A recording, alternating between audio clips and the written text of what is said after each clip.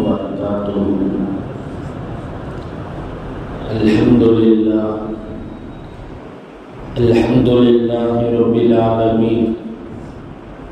صلاة وتسليم على أحمد المجتبى محمد المصطفى رسول الله صلى الله عليه وعلى آله وأصحابه وأتباعه إلى يوم الدين.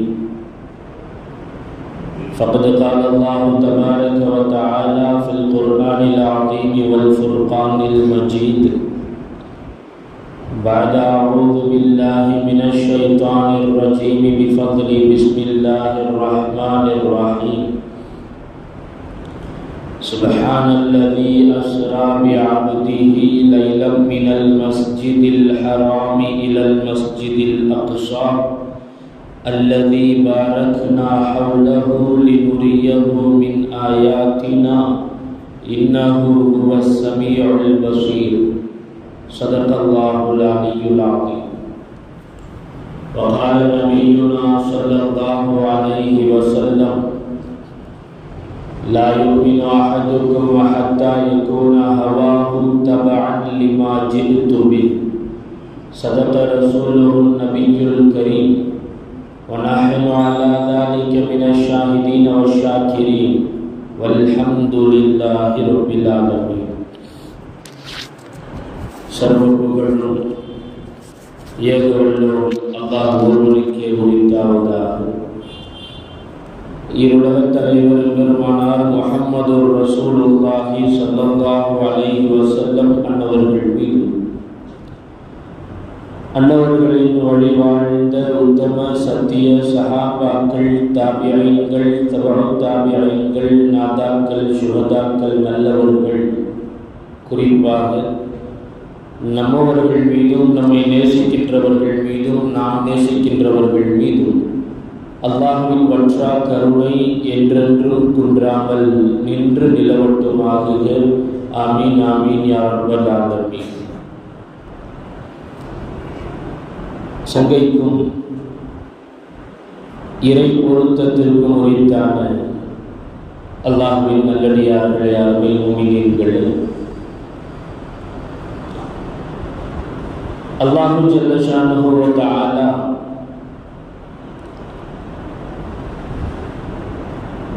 இவ்வுலகிற்கு ஏராளமான நபிமார்களை, லட்சத்திற்கும் மேற்பட்ட இறை தூதர்களை அல்லாஹ் அனுப்பியிருக்கிறார். அவர்களின் நபித்துவத்திற்கு ஆதாரமாக, சான்றாக அல்லாஹ் தஆலா ஒவ்வொரு நபிக்கும் ஒரு முஅஜிஸாவை அல்லாஹ் கொடுத்திருக்கிறார். ஒவ்வொரு நபிமார்களுக்கும் அல்லாஹ் தஆலா முஅஜிஸா என்கிற அற்புதத்தை அல்லாஹ் தஆலா வழங்கி இருக்கிறார். சிலருக்கு ஒரு முஅஜிஸா, சிலருக்கு 2, சிலருக்கு 3, இப்படியா. முஅஜிஸா என்றால் நாம் தமிழிலே பொருள் கொள்கிற போது அற்புதம் என்று நாம் பொருள் சொல்கிறோம். ஆனால் அதனுடைய அந்த அரபி வார்த்தைக்கான யதார்த்த நேரடி பொருள் முஅஜிஸா என்றால் தோற்கடிக்கக்கூடியது என்று அர்த்தம். முஅஜிஸா என்றால் தோற்கடிக்கக்கூடியது, இதுதான் அதனுடைய நேரடி பொருள். என்ன தோற்கடிக்கக்கூடியது என்றால், அல்லாஹ் தஆலா நபிமார்களுக்கு எந்த செயலை நிகழ்த்துவதற்கான ஆற்றலை தருகிறானோ அந்த ஆற்றலுக்கு முன்னால் உலக மக்கள் எல்லோருமே ஒன்று சேர்ந்து நின்றாலும் அவர்கள் தோற்று போய் விடுவார்கள். அந்த நபி எந்த செயலை நிகழ்த்துகிறார்களோ அல்லாஹ்வுடைய வல்லமையை கொண்டு, அல்லாஹ்வுடைய உத்தரவு கொண்டு அந்த நபி எந்த செயலை நிகழ்த்துகிறார்களோ அதே போன்ற செயலை உலகத்தில் யார் நினைத்தாலும் அதை நிகழ்த்திவிட முடியாது. நீங்க செய்யற மாதிரி என்னாலேயும் செய்ய முடியும் அப்படின்னு நின்னா உலக மக்கள் யாவரும் தோற்று போவார்கள். அதுதான் முஅஜிஸா, தோற்கடிக்கக்கூடியது என்று பொருள். நாம் அதனை புரிந்து கொள்வதற்காக வேண்டி ஒரு கருத்தாக அற்புதம் என்று நாம் அதற்கு பொருள் கொண்டு விடுகிறோம். இப்படி நபித்துவத்திற்கான ஆதாரமாகவும் அடையாளமாகவும் அல்லாஹு தஆலா நபிமார்களுக்கு முஅஜிஸாக்களை அல்லாஹ் தந்திருக்கிறார். நபி ஸல்லல்லாஹு அலைஹி வஸல்லம் அவர்களுக்கும் அல்லாஹு தஆலா பல்வேறு முஅஜிஸாக்களை அல்லாஹ் வழங்கி இருக்கிறான். அந்த முஅஜிஸாக்களில் மிக பிரதானமான முஅஜிஸா அல் குர்ஆன். குர்ஆன் நபி ஸல்லல்லாஹு அலைஹி வஸல்லம் அவர்களுக்கு அருளப்பட்ட ஆகப்பெரிய முஅஜிஸாவாக இருக்கிறது. அதே போல நபி ஸல்லல்லாஹு அலைஹி வஸல்லம் அவர்களுக்கு அல்லாஹ் வழங்கிய முஅஜிஸாக்களில் ஒன்று அல் இஸ்ரா வல் மிஅராஜ். இஸ்ரா மிஅராஜ் நாம் பொதுவாக மிஅராஜ் என்று சுருக்கி சொல்வது உண்டு. அன்றைய தினத்திலே நடைபெற்ற நிகழ்வை மார்க்க அறிஞர்கள் 2 நிகழ்வுகளாக கணக்கிடுகிறார்கள். மிஅராஜ்னு நாம சொல்றோமே, அன்னைக்கு நடந்த நிகழ்வை 2ஆக அறிஞர் பெருமக்கள் நமக்கு விளக்கி தருகிறார்கள். ஒன்று இஸ்ரா.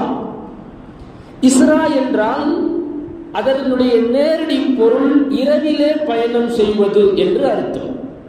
இஸ்ரா என்ற அரபி வார்த்தைக்கு இரவிலே பயணம் மேற்கொள்ளுதல் என்று பொருள். குர்ஆனிலே அல்லாஹ் சொல்லுகிறான், சுப்ஹானல்லதி அஸ்ரா பி அப்திஹி லைலம் மினல் மஸ்ஜிதில் ஹராமி இலல் மஸ்ஜிதில் அக்ஸா. மஸ்ஜிதுல் ஹராம் கஅபத்துல்லாவிலிருந்து மஸ்ஜிதுல் அக்ஸாவிற்கு தன்னுடைய அடியாரை இரவிலே அழைத்து சென்றானே, இரவின் சிறு பகுதியில் அழைத்து சென்றானே, அந்த இறைவன் மிக தூய்மையானவனாக, புகழ்மிக்கவனாக, பரிசுத்தமானவனாக இருக்கிறான் என்று அல்லாஹ் ரப்புல் ஆலமீன் அல் குர்ஆனிலே சொல்லுகிறான். சூரா இஸ்ராவினுடைய முதல் வசனமே அதுதான். சுப்ஹானல்லதி அஸ்ரா பி அப்திஹி லைலம் மினல் மஸ்ஜிதில் ஹராமி இலல் மஸ்ஜிதில் அக்ஸா. கஅபத்துல்லாவிலிருந்து மஸ்ஜிதுல் அக்ஸா, ஜெருசலமிலே இருக்கக்கூடிய பைத்துல் முகத்தஸ்னு சொல்றோம் இல்லையா, அதற்குத்தான் அல்லாஹ் சொல்லுகிறான் அல் மஸ்ஜிதுல் அக்ஸா.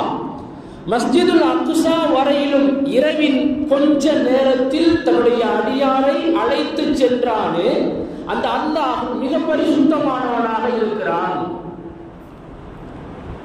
இந்த கஅபாவிலிருந்து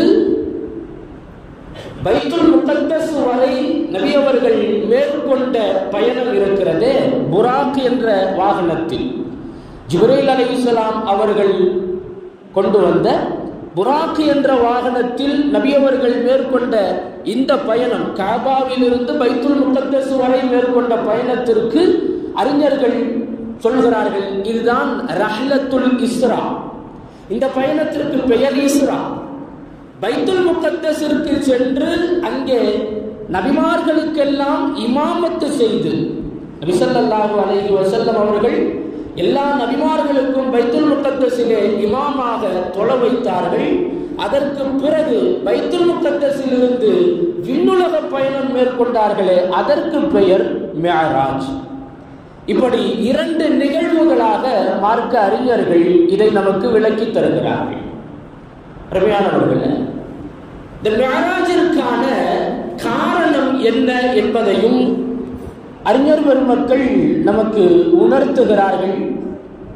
நபி ஸல்லல்லாஹு அலைஹி வஸல்லம் அவர்களுக்கு அல்லாஹ் தஆலா இவ்வளவு பெரிய ஒரு மிகப்பெரிய முஅஜிஸாவை வேறு எந்த நபிக்கும் வழங்காத, வேறு எந்த நபிக்கும் வழங்கப்படாத இப்படி ஒரு முஅஜிஸாவை அல்லாஹ் தஆலா தந்ததற்கு ஒரு காரணத்தையும் எழுதுகிறார்கள். மிஅராஜிற்கு முன்பாக நபி ஸல்லல்லாஹு அலைஹி வஸல்லம் அவர்கள் ஒரு கடும் சோதனையையும் கடுமையான துக்கத்தையும் நபி ஸல்லல்லாஹு அலைஹி வஸல்லம் அவர்கள் சந்தித்தார்கள். அதைத்தான் வரலாற்றிலே ஆமுல் ஹுஸ்ன் என்று பதிவு செய்கிறார்கள். கவலை ஆண்டு ஆமுல் ஹுஸ்ன் என்று சொல்லுவார்கள். நபி ஸல்லல்லாஹு அலைஹி வஸல்லம் அவர்களுக்கு அந்த வருடம் முழுக்க கடுமையான சோகமும் கவலையுமாகவே கழிந்தது. காரணம், அவர்களுடைய நபியவர்களினுடைய அருமை துணைவியார் ஹதீஜா ரலியல்லாஹு அன்ஹா அவர்களுடைய வஃபாத்தும், நபி ஸல்லல்லாஹு அலைஹி வஸல்லம் அவர்களுடைய பெரிய தந்தை அபூ தாலிப் அவர்களுடைய வஃபாத்தும் நிகழ்ந்த அந்த வருடம் நபி ஸல்லல்லாஹு அலைஹி வஸல்லம் அவர்கள் மிகுந்த கவலைக்குள்ளானார்கள். எனவே வரலாற்று ஆய்வாளர்கள் அந்த வருடத்திற்கு பெயர் சூட்டினார்கள் ஆமுல் ஹுஸ்ன், கவலை ஆண்டு, துக்க ஆண்டு என்றே அந்த வருடத்தை குறிப்பிட்டு சொல்கிறார்கள். கடுமையான கவலையும் சோகமும் நிறைந்தவர்களாக நபி ஸல்லல்லாஹு அலைஹி வஸல்லம் அவர்கள் மக்காவிலே எங்கு பார்த்தாலும் ஹதீஜா ரலியல்லாஹு அன்ஹா அவர்களினுடைய நினைவுகளோடு நபி அவர்கள் நடைபோட்டுக் கொண்டிருக்கிறார்கள். எங்கு திரும்பினாலும் தன்னுடைய துணைவியார் ஹதீஜா ரலியல்லாஹு அன்ஹா அவர்களினுடைய முகம் கடும் சோகத்தில் ஆட்கொண்டு போன நபி ஸல்லல்லாஹு அலைஹி வஸல்லம் அவர்கள், அதைத் தொடர்ந்து நபி அவர்களினுடைய பெரிய தந்தை அபூ தாலிப் அவர்களினுடைய வஃபாத், மிகுந்த கவலையிலும் சோகத்திலும் தலைத்திருந்த நபி ஸல்லல்லாஹு அலைஹி வஸல்லம் அவர்களை இவ்வளவு பெரிய அந்த சோகத்திலிருந்து மீட்டெடுக்க வேண்டும். இந்த பெரும் சோகத்திலிருந்து மீட்டெடுப்பதற்காக வேண்டி அல்லாஹு தஆலா நபி ஸல்லல்லாஹு அலைஹி வஸல்லம் அவர்களுக்கு கொடுத்த மிகப்பெரிய முஅஜிஸா என்று சொல்லலாம், ஒரு பெரிய அற்புதம் என்று சொல்லலாம், ஒரு பெரும் ஆறுதலாக விண்ணுலக பயணத்தையே அல்லாஹு தஆலா ஏற்படுத்தி தன்னுடைய அத்தாட்சிகளை எல்லாம் நபி ஸல்லல்லாஹு அலைஹி வஸல்லம் அவர்களினுடைய பார்வைக்கு அல்லாஹு தஆலா காண்பித்து ஒரு மிகப்பெரிய கண்ணியத்தையும் அங்கீகாரத்தையும் நபி ஸல்லல்லாஹு அலைஹி வஸல்லம் அவர்களுக்கு ஏற்படுத்தினார். இந்த நிகழ்வின் மூலமாக நபி அவர்களுக்கு இருந்த கவலை, வருத்தம் எல்லாம் மாறி போனது. இதற்கு பிறகு நபி ஸல்லல்லாஹு அலைஹி வஸல்லம் அவர்கள் தன்னுடைய நுபுவத்தின் பணிகளை மிகுந்த உத்வேகத்தோடு தொடர ஆரம்பித்தார்கள். பொதுவாகவே ஒரு இழப்பு ஏற்பட்டு விட்டது என்றால், ஒரு நஷ்டம் ஏற்பட்டு விட்டது என்றால், அந்த நஷ்டத்திற்கு நாம் ஈடு செய்வதாக இருந்தால் எதை இழந்தார்களோ, எதை நஷ்டப்பட்டார்களோ அதைவிட சிறந்த ஒன்றை அவருக்கு பகரமாக கொடுக்கும் போதுதான் அவர்களுக்கான இழப்பை நம்மால் ஈடு செய்ய முடியும். அவர்களுக்கான இழப்பை நம்மால் ஈடு செய்ய முடியும்.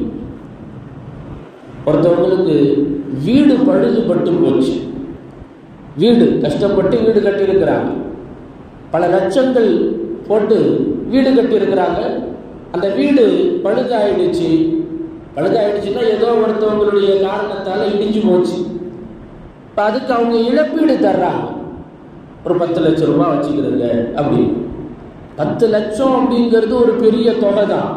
ஆனால் அந்த வீட்டை இழந்தவருக்கு இந்த 10 லட்சம் என்பது ஒரு பெரிய ஆறுதலை எல்லாம் தந்து விடாது, ஒரு பெரிய ஆறுதலை தந்து விடாது. இந்த 10 லட்சம் என்பது இழந்த அந்த வீட்டிற்கு நிகராக ஆகாது.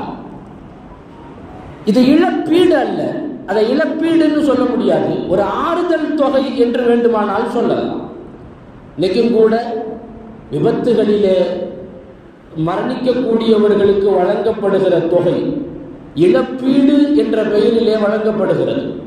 அது இழப்பீடாக ஆகுமா என்பதை யோசித்து பார்க்க வேண்டும். இறந்து போயிட்டாங்கன்னா ஒரு 3 லட்சம் ரூபாய், ஒரு 2 லட்சம் ரூபாய் கொடுத்து இதை இழப்பீடு என்று சொல்வது. இழப்பீடு என்றால் அந்த இழந்த அந்த உயிருக்கு ஈடான தொகை. இது ஒரு உயிரினுடைய மதிப்பு 2 லட்சம் மட்டுமா, 3 லட்சம் மட்டுமா, அது இழப்பு ஈடாக ஆகாது, ஒரு ஆறுதல் தொகை என்று நாம் சொல்லலாம். இழப்பீடு என்பது எப்படி இருக்க வேண்டும்? இழந்ததற்கு நிகராக அல்லது இழந்ததை விட மேலாக ஒன்றை கொடுக்கிற போதுதான் இழந்ததையெல்லாம் திரும்ப பெற்றுவிட்ட ஒரு ஆறுதலும் மகிழ்ச்சியும் ஏற்படும். நபி ஸல்லல்லாஹு அலைஹி வஸல்லம் அவர்கள் இழந்தது தன்னுடைய அருமை துணைவியார் கதீஜா ரலியல்லாஹு அன்ஹா அவர்களை, தன்னுடைய அருமை பாசத்திற்குரிய பெரிய தந்தை அபூ தாலிப் அவர்களை இழந்திருக்கிறார்கள். எதை கொடுத்து பெருமானாரை ஈடு செய்ய முடியும்? இதற்கு ஈடாக நபி ஸல்லல்லாஹு அலைஹி வஸல்லம் அவர்களுக்கு எதை கொடுத்து அவர்களுக்கு ஆறுதலையும் தேறுதலையும் தர முடியும்? அல்லாஹு தஆலா மிகப்பெரிய ஏற்பாட்டை அல்லாஹ் செய்தான். அதுதான் இஸ்ரா வல் மிஅராஜ். சுப்ஹானல்லதி அஸ்ரா பி அப்திஹி லைலம் மினல் மஸ்ஜிதில் ஹராம் இலல் மஸ்ஜிதில் அக்ஸா. இரவினுடைய ஒரு சிறு பகுதியில் பைத்துல் முகத்தஸில் இருந்து, காபத்துல்லாவில் இருந்து பைத்துல் முகத்தஸ் வரை தன்னுடைய அடியாரை அழைத்து சென்ற அந்த இறைவன் மிக பரிசுத்தமானவன், மிக தூய்மையானவன் என்று அல் குர்ஆன் பேசுகிறது. அருமையானவர்களே, இது ஒரு காரணம் என்றால் மற்றொரு காரணத்தையும் வரலாற்று ஆய்வாளர்கள் பதிவு செய்வார்கள். அந்த ஆமுல் ஹுஸ்ன் துக்க ஆண்டு, அதிலே நபி ஸல்லல்லாஹு அலைஹி வஸல்லம் அவர்கள் சந்தித்த பெரும் கவலைகளில் ஒன்று நமக்கு தெரியும். தாயிஃபிற்கு சென்று திரும்பிய நபி ஸல்லல்லாஹு அலைஹி வஸல்லம் அவர்கள் மக்காவிலே இருந்தால் தன்னுடைய சோகத்திலிருந்தும் கவலையிலிருந்தும் மீள முடியவில்லை என்கிற காரணத்தினால் மக்காவில் இருந்து வெளியேறி தாயிஃபுக்கு போனார். மக்களை இறைப்பாதையின் பக்கம் அழைப்பதற்காக, சத்தியத்தின் பக்கம் அழைப்பதற்காக வேண்டி சென்றார்கள். அங்கு சென்ற இடத்திலேயும் கடுமையான துயரத்திற்கும் கல்லடி சொல்லடியை எல்லாம் தாங்கி கடும் துயரத்திற்கு நபி ஸல்லல்லாஹு அலைஹி வஸல்லம் அவர்கள் ஆளானார்கள். தாயிஃப் மக்கள் நபி அவர்களை சொல்லால் அடித்தார்கள், கல்லால் அடித்தார்கள், அடித்து விரட்டினார்கள். அங்கிருந்து கடும் சோர்ந்த மனதோடு திரும்பிய நபி ஸல்லல்லாஹு அலைஹி வஸல்லம் அவர்கள் தாயிஃபிலிருந்து திரும்பி வர்றாங்க. வருகிற போது நபி அவர்களுக்கு தடை உத்தரவு, மக்காவிற்குள்ளே நுழையக்கூடாது, மக்காவிற்கு உள்ளே நுழையக்கூடாது, தடை உத்தரவு பிறப்பிக்கப்படுகிறது. நபி ஸல்லல்லாஹு அலைஹி வஸல்லம் அவர்களுக்கு அடிக்கு மேல் அடி, அடிக்கு மேல் அடி. என்ன செய்யறது? எப்படி ஊருக்குள்ள போறது? நபி அவர்களோடு ஸைத் ரலியல்லாஹு அன்ஹு அவர்களையும் உடன் அழைத்து சென்றிருந்தார்கள். தாயிஃபுக்கு போகும்போது ஸைத் ரலியல்லாஹு அன்ஹு அவர்களும் நபி அவர்களோட வந்திருந்தாங்க. ஸைத் ரலியல்லாஹு அன்ஹு அவர்களை அனுப்பி முத்தைம் இப்னு அதி என்று ஒருவர் மக்காவிலே இருக்கிறார். ஒரு மிகப்பெரிய செல்வாக்கு மிக்கவர் முத்தைம் இப்னு அதி. அவர் முஸ்லிம் அல்ல. அவரிடத்திலே நபி ஸல்லல்லாஹு அலைஹி வஸல்லம் அவர்கள் ஸைத் ரலியல்லாஹு அன்ஹு அவர்களை அனுப்பி தன்னுடைய நிலையை அவர்களிடத்திலே சொல்ல சொன்னார்கள். ஊருக்குள்ள வரக்கூடாதுன்னு தடை உத்தரவு போட்டிருக்கிறாங்க, ஊருக்குள்ள நான் வரணும், என்ன செய்யறது? ஸைத் ரலியல்லாஹு அன்ஹு அவர்கள் வந்தார்கள். முத்தைம் இப்னு அதி அவர்களிடத்திலே நிலைமையை சொன்னார்கள். முத்தைம் இப்னு அதி சொன்னார், தன்னுடைய 2 மகன்களையும் அழைத்து சொன்னார், முஹம்மது ஊருக்கு வெளியிலே தடுத்து நிறுத்தப்பட்டிருக்கிறார். போர் கவச உடைகளை நீங்கள் அணிந்து கொள்ளுங்கள், போருக்கான கவச ஆடைகளை நீங்கள் அணிந்து கொள்ளுங்கள், ஆயுதங்கள் தேவைப்பட்டால் எடுத்துக் கொள்ளுங்கள். நேராக முஹம்மதிடத்திலே சென்று அவர்களை பாதுகாப்பாக ஊருக்குள்ளே அழைத்து வர வேண்டிய பொறுப்பு உங்களுக்குரியது. முஹம்மதுக்கு நான் அமான் தருகிறேன் என்று ஊரில் யார் கேட்டாலும் சொல்லுங்கள்.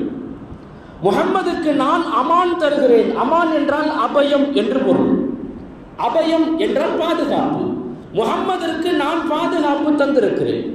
அரபியர்களிடத்திலே அன்றைய காலம் தொட்டு இன்று வரையிலும் இருக்கக்கூடிய முறை, யாராவது ஒருவர் இவருக்கு நான் அமான் கொடுத்திருக்கிறேன் என்றால் அவர் அந்த ஊருக்குள்ளாக, மக்காவாக இருந்தாலும் சரி, அரபகம் எங்கு வேண்டுமானாலும் அவர் உள்ளே நுழைய முடியும். அன்றைக்கு அதை அமான் என்று சொன்னார்கள். இன்றைக்கு அது விசா என்ற பெயரிலே வழங்கப்படுகிறது. விசா என்றால் விசிட்டர்ஸ் இன்டர்நேஷனல் ஸ்டே அட்மிஷன். வரக்கூடியவங்க அந்த ஊர்ல, அந்த நாட்டில் வந்து தங்குவதற்கான அனுமதி, அதுதான் விசா. அன்றைக்கு அமான், அரபியிலே அமான் என்று சொல்லுவார்கள், ஆங்கிலத்திலே அதை சுருக்கி விசா என்ற பெயரிலே இன்றைக்கு வழங்கப்படுகிறது. முத்தைம் இப்னு அதி தன்னுடைய 2 மகன்களையும் அனுப்பி நபி ஸல்லல்லாஹு அலைஹி வஸல்லம் அவர்களை பாதுகாப்பாக ஊருக்குள்ளே அழைத்து வர வேண்டும் என்று சொன்னார். நபி அவர்கள் முத்தாயிப் இப்னு அதி அவர்களினுடைய அமானின் பேரில் மக்காவிற்குள்ளே வந்தார்கள். அரபிகளிடத்திலே ஒரு பழக்கம் உண்டு. ஒருவர் இவருக்கு அமான் கொடுத்து விட்டால் மற்றவர்கள் யாரும் அவரை எதுவும் செய்ய முடியாது. யாரும் தனிப்பட்ட விருப்பு வெறுப்புக்காக வேண்டி அவரை நெருங்க மாட்டார்கள், அவரை தொல்லை செய்ய மாட்டார்கள். இன்னைக்கு நாம வெளிநாட்டுக்கு போறோம் அப்படின்னாலும் அங்கு உள்ள ஒரு நபருடைய அமான்ல தான் விசால தான் நாம போறோம். கஃபீல் அங்கு உள்ள ஒரு பொறுப்புதாரி, அவருடைய அமானின் பேரில் தான் அந்த நாட்டிற்குள்ளாக நம்மால் பிரவேசிக்க முடிகிறது. இது அரபிகளிடத்திலே உள்ள ஒரு வழக்கம். முத்தாயிப் இப்னு அதியினுடைய அமானின் பேரில் நபி ஸல்லல்லாஹு அலைஹி வஸல்லம் அவர்கள் மக்காவிற்குள்ளே நுழைந்தார்கள். ஒரு நேரம் வந்தது, மக்கா வெற்றி கொள்ளப்பட்டது. நபி ஸல்லல்லாஹு அலைஹி வஸல்லம் அவர்கள் மதீனாவிற்கு ஹிஜ்ரத் செய்து வந்ததற்கு பிறகு, மக்கா வெற்றி கொள்ளப்படுவதற்கெல்லாம் முன்னாடி மதீனாவிற்கு நபி அவர்கள் ஹிஜ்ரத் செய்து வந்து ஹிஜ்ரி 2ஆம் வருடம் பத்ர் யுத்தம் நடைபெற்றது. பத்ர் போர். அந்த பத்ர் போரில் கைதிகளாக பிடிக்கப்பட்டவர்களை எல்லாம் நபி ஸல்லல்லாஹு அலைஹி வஸல்லம் அவர்கள் பத்ர் போரிலே எதிரி படையிலே கொல்லப்பட்டார்கள். கைதிகளாக ஒரு போரிலே பிடித்து வந்தவர்களை எல்லாம் நபி ஸல்லல்லாஹு அலைஹி வஸல்லம் அவர்கள் சொன்னார்கள், முத்தாயிப் இப்னு அதி இப்போது உயிரோடு இருந்திருந்தால், நபி அவங்க மதீனாவுக்கு வந்ததுக்கு பிறகு அவங்க வஃபாத் ஆயிட்டாரு. நபி அவங்க சொல்றாங்க, அந்த முத்தாயிப் இப்னு அதி மட்டும் இப்போது உயிரோடு இருந்து இவர்களுக்காக வேண்டி என்னிடத்திலே சிபாரிசு செய்திருந்தால், இவர்களை எனக்காக வேண்டி நீங்க விட்டுருங்களேன் அப்படின்னு சொன்னா, அவருக்காக வேண்டி இவர்களை எல்லாம் நான் விடுதலை செய்து விடுவேன். எந்த பிணை தொகையும் வாங்காமல், அபராதமும் விதிக்காமல் அவருக்காக வேண்டி இவர்களை எல்லாம் நான் விடுதலை செய்திருப்பேன் என்று நபி ஸல்லல்லாஹு அலைஹி வஸல்லம் அவர்கள் பல ஆண்டுகளுக்கு பிறகும் அந்த உபகாரத்தை நிலைத்து பார்த்தார்கள் என்கிற வரலாற்றையும் நாம் பார்க்கிறோம். அந்த உறவுதான் இன்று வரையிலும்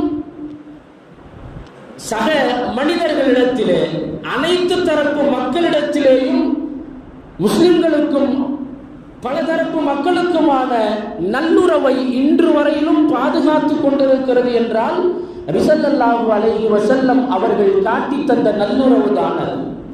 நபி அவர்களிடத்திலேயும் முஸ்லிம் அல்லாதவர்களாக இருந்தாலும் கூட மிகுந்த மரியாதையோடும் மிகுந்த பேரன்போடும் பழகி இருக்கிறார்கள். நபி ஸல்லல்லாஹு அலைஹி வஸல்லம் அவர்களும் மற்றவர்களிடத்திலே நபி அவர்கள் மிகுந்த பேரன்போடு பழகி இருக்கிறார்கள் என்பதையும் நம்மால் பார்க்க முடிகிறது. அந்த வழிகாட்டுதல் தான் இன்று வரையிலும் அந்த நல்லுறவை பாதுகாத்து வருகிறது. நாமும் பேணி வருகிறோம் என்பதை நாம் கவனத்திலே கொள்கிறோம். ஆக அன்பிற்குரியவர்களே, இந்த நிகழ்வும் தாயிஃபிற்கு நபி அவர்கள் சென்று திரும்பிய போது தடுக்கப்பட்டார்கள். மக்காவிற்கு உள்ளே நீங்கள் வரக்கூடாது. இந்த சோகத்தை எல்லாம் நபி அவர்களுக்கு மறக்கடிக்க வேண்டும் என்பதற்காக அல்லாஹ் ரப்புல் ஆலமீன் மக்காவினுடைய வாசல் உங்களுக்காக வேண்டி அடைக்கப்பட்டாலும் விண்ணுலக வாசல் உங்களுக்காக வேண்டி திறந்திருக்கிறது என்று ஸல்லல்லாஹு அலைஹி வஸல்லம் அவர்களை மிஅராஜ் பயணத்திற்கு அல்லாஹ் அழைத்து தன்னுடைய அத்தாட்சிகளை எல்லாம் ஸல்லல்லாஹு அலைஹி வஸல்லம் அவர்களுக்கு காட்டினான் என்பதை அல் குர்ஆன் பேசுகிறது. ஹதீஸ்களிலே ஸல்லல்லாஹு அலைஹி வஸல்லம் அவர்கள் பல்வேறு ஹதீஸ்களில் சஹீஹான ஆதாரபூர்வமான ஹதீஸ்களில், புகாரி உள்ளிட்ட ஆதாரபூர்வமான ஹதீஸ் கிரந்தங்களில் மிஅராஜ் சம்பந்தமான பல்வேறு தகவல்கள் இடம்பெறுகிறது. ஆக அன்பிற்குரியவர்களே, ஸல்லல்லாஹு அலைஹி வஸல்லம் அவர்களுக்கு வழங்கப்பட்ட முஅஜிசாக்களில் ஆகப்பெரும் முஅஜிசாவாக இந்த இஸ்ராவும் மிஅராஜும் இருக்கிறது. இந்த வரலாற்று நிகழ்வு எந்தெந்த படிப்பினைகளை எல்லாம் தன்னகத்தே கொண்டிருக்கிறதோ அந்த படிப்பினைகளை உணர்ந்து நம்முடைய வாழ்க்கையில் அமல் செய்து வாழக்கூடிய நல்ல தௌஃபீக்கை வல்ல ரஹ்மான் அல்லாஹ் தஆலா நம் அனைவருக்கும் தந்தருள் புரிவானாக. உயரிய ஈமானை, உறுதிமிக்க ஈமானை எத்தகைய ஈமானை சஹாபாக்களுக்கு அல்லாஹு தஆலா வழங்கினானோ அந்த ஈமானை நமக்கும் வல்ல ரஹ்மான் அல்லாஹு ஜல்லஷானஹு வ தஆலா வழங்கி அருள் புரிவானாக. அல்லாஹ்வின் மீது உறுதியான தவக்குலோடும் தக்வாவோடும் வாழக்கூடிய நல்ல நசீபை வல்ல ரஹ்மான் நம் அனைவருக்கும் தந்தருள் வாரிப்பானாக. பிஹக்கி சய்யிதினா முஹம்மதின் ஸல்லல்லாஹு அலைஹி வஸல்லம் வ ஆகிரு தஅவானா அனில் ஹம்துலில்லாஹி ரப்பில் ஆலமீன். அஸ்ஸலாமு அலைக்கும் வரஹ்மத்துல்லாஹி வபரகாத்துஹு.